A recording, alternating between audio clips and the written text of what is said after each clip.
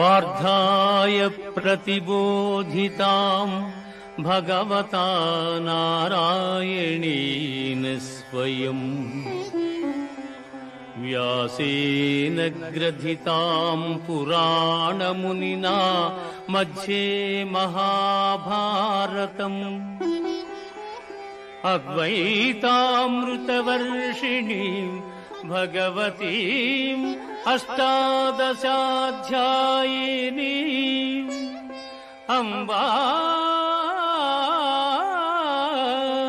త్వామనుసందధామి భగవద్గీతే భవద్వేషిణీం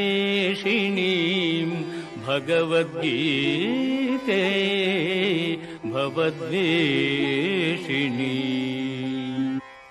భగవద్గీత మహాభారతము యొక్క సమగ్ర సారాంశము. భక్తుడైన అర్జునునకు అనర్చిన ఉపదేశమే గీతా సారాంశము. భారత యుద్ధము జరగరాదని సర్వవిధములా భగవానుడు ప్రయత్నించెను.